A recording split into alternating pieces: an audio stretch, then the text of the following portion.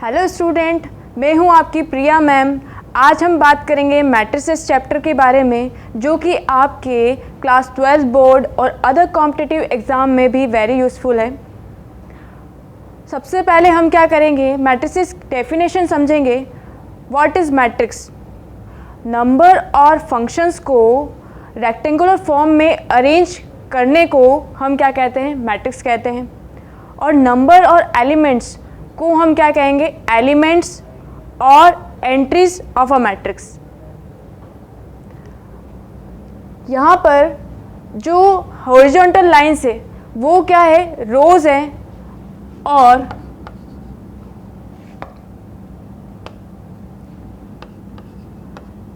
ये R1 हो गया, ये R2, ये R3 है ना।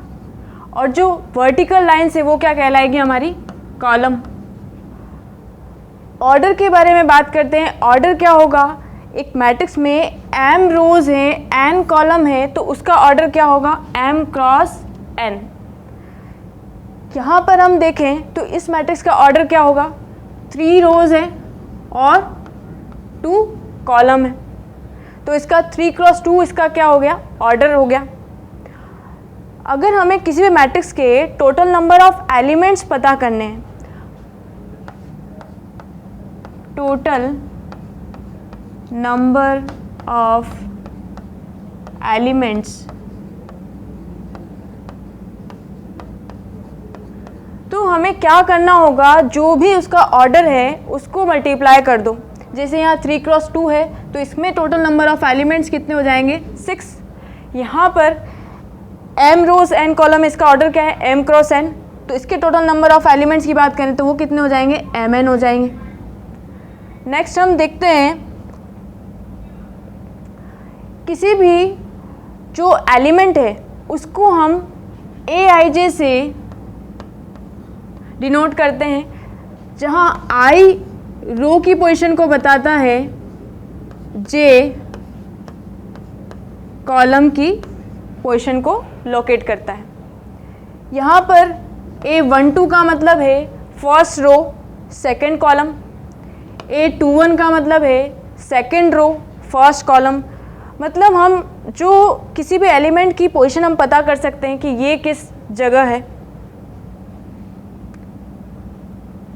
नेक्स्ट हम क्वेश्चन देखते हैं, a matrix have 8 elements then the possible orders.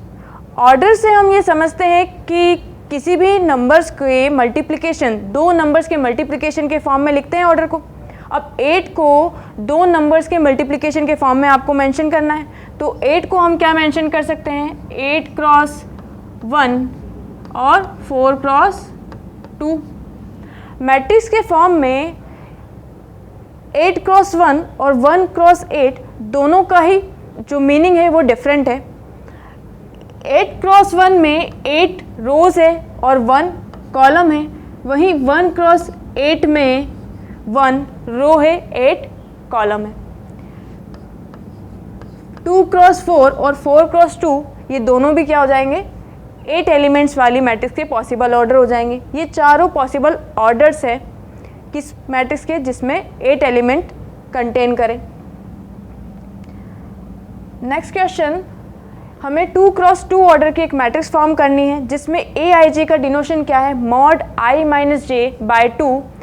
हम ये जानते हैं 2 क्रॉस 2 ऑर्डर की मैट्रिक्स को हम a11, a12, a21, a22 के फॉर्म में अरेंज कर सकते हैं। a11 का मतलब क्या होता है? i और j दोनों की वैल्यू क्या है? 1, तो 1 माइनस 1 बाई 2, सिंप्लीफाई करने पे हमें क्या मिल रहा है? यहाँ पर 0। a12 में क्या होगा? 1 माइनस 2 बाई 2। मॉड किसी भी नंबर का नेगेटिव हो, है ना, या पॉजिटिव नंबर हो, मॉड तो हमेशा पॉजिटिव ही आता है, तो यहाँ पे आंसर क्या मिल जाएगा? 1। तो यहाँ पर हमें a21 की वैल्यू क्या मिल जाएगी? 2 माइनस 1 बाई 2।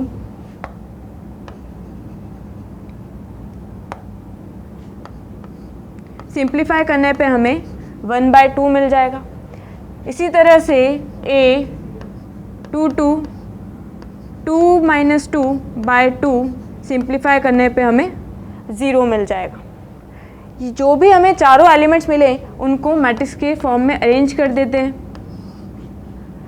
0 1/2 1/2 0, ये 2 क्रॉस 2 ऑर्डर की हो गई। बोर्ड एग्जाम में हमें लिखने का पैटर्न भी ध्यान रखना है, किस पैटर्न से हमें लिखना है। नेक्स्ट हम बात करते हैं टाइप ऑफ मैट्रिसेस के बारे में। फर्स्ट टाइप है कॉलम मैट्रिक्स। कॉलम मैट्रिक्स में क्या होता है, एक सिंगल कॉलम होता है, रोज कितनी भी हो सकती है बट कॉलम क्या रहेगा, एक ही रहेगा। यहाँ पे जो एग्जांपल गिवन है इसमें 4 रोज हैं और सिंगल क्या है, कॉलम। नेक्स्ट हम देखें रो मैट्रिक्स। रो मैट्रिक्स में क्या होगा, एक सिंगल रो होगी, कॉलम कितने भी हो सकते हैं। यहाँ पर ऑर्डर क्या दे रखा है, 1 क्रॉस 4, तो 1 रो है 4 कॉलम है। नेक्स्ट टाइप है स्क्वायर मैट्रिक्स। स्क्वायर मैट्रिक्स में क्या होता है, number of rows is equals to number of column. तो यहाँ पर आप देखो तो इस एग्जाम्पल में नंबर ऑफ रोज कितनी है, 3, और नंबर ऑफ कॉलम की बात करें तो वो भी क्या है, 3। तो ये क्या हो गई हमारी 3 क्रॉस 3 ऑर्डर की क्या बन गई, स्क्वायर मैट्रिक्स। तो स्क्वायर मैट्रिक्स में किस पैटर्न की हो सकती है, उसका ऑर्डर क्या क्या हो सकता है, 1 क्रॉस 1, 2 क्रॉस 2, 3 क्रॉस 3, सेम होने चाहिए नंबर्स बस, है ना। नेक्स्ट हम देखें डायगोनल मैट्रिक्स। डायगोनल मैट्रिक्स में क्या होगा, जो भी नॉन डायगोनल एंट्रीज है, अब देखो डायगोनल एलिमेंट्स इन्हें कहते हैं, और इसके अलावा जो एलिमेंट्स बचे हैं वो क्या कहलाएंगे, non diagonal elements. Non diagonal elements की वैल्यू क्या होनी चाहिए, 0 होनी चाहिए। डायगोनल एलिमेंट्स आपके 0 भी हो सकते हैं, नॉन 0 भी हो सकते हैं, लेकिन नॉन डायगोनल एलिमेंट्स जो भी है वो 0 उसकी कंडीशन है डायगोनल मैट्रिक्स होने के लिए। आप इसके ऑर्डर की बात करें तो इसका ऑर्डर क्या है, 1 क्रॉस 1, इसका ऑर्डर क्या है, 2 क्रॉस 2, इसका ऑर्डर क्या है, 3 क्रॉस 3। आपको सिंपल सी ये बात भी समझ में आ रही है कि ये स्क्वायर मैट्रिक्स भी है, जो डायगोनल मैट्रिक्स होती है वो स्क्वायर मैट्रिक्स भी होती है। नेक्स्ट हम देखें स्केलर मैट्रिक्स। स्केलर मैट्रिक्स में क्या होता है, जो डायगोनल एंट्रीज है वो क्या हो जाए, सारी सेम हो जाए। सारी सेम हो जाएगी तो उसे हम क्या कहेंगे, स्केलर मैट्रिक्स। यहाँ पर 1 क्रॉस 1, 2 क्रॉस 2 और 3 क्रॉस 3 ऑर्डर की एग्जाम्पल गिवन है। यहाँ पर भी ये जो हमारी स्केलर मैट्रिक्स है वो हमारी स्क्वायर मैट्रिक्स भी है, वो हमारी डायगोनल मैट्रिक्स भी है। ओके, नेक्स्ट हम बात करते हैं आइडेंटिटी मैट्रिक्स के बारे में। आइडेंटिटी मैट्रिक्स में क्या होगा, जो डायगोनल एंट्रीज थी वो सारी क्या हो जाए, 1 हो जाए, तो हम उसको क्या कहेंगे, आइडेंटिटी मैट्रिक्स। आइडेंटिटी मैट्रिक्स यहाँ पे 3 एग्जांपल्स गिवन है, 1 क्रॉस 1, 2 क्रॉस 2, 3 क्रॉस 3 ऑर्डर के। जो आइडेंटिटी मैट्रिक्स है वो स्क्वायर मैट्रिक्स भी है, वो डायगोनल मैट्रिक्स भी है, वो स्केलर मैट्रिक्स भी है। तो हम नेक्स्ट टाइप देखते हैं जीरो मैट्रिक्स। जीरो मैट्रिक्स में क्या होगा, सारे एलिमेंट्स क्या हो जाए, 0 हो जाए। अब 0 हो जाएंगे तो यहाँ पे ये ज़रूरी नहीं है, ये बात ध्यान रखना, यहाँ पे ज़रूरी नहीं है उसका स्क्वायर मैट्रिक्स होना। यहाँ पर देखो तो ये 1 क्रॉस 1 ऑर्डर की है, ये 2 क्रॉस 2 ऑर्डर, यहाँ पे इसका ऑर्डर क्या है, 2 क्रॉस 3। जीरो मैट्रिक्स के लिए ये नेसेसरी कंडीशन नहीं है कि वो क्या बने, स्क्वायर मैट्रिक्स ही हो। स्क्वायर मैट्रिक्स हो भी सकती है, नहीं भी हो सकती है। अब आगे बात करते हैं हम इक्वलिटी ऑफ 2 मैट्रिसेस। 2 मैट्रिक्स को कब इक्वल कहेंगे हम, अगर A और B 2 मैट्रिसेस हैं तो उनको इक्वल कहने के लिए 2 कंडीशन है। फर्स्ट है उनका ऑर्डर सेम होना चाहिए, और सेकंड क्या है, उसके करस्पॉन्डिंग एलिमेंट्स जो हमारी एंट्रीज है वो सेम होनी चाहिए।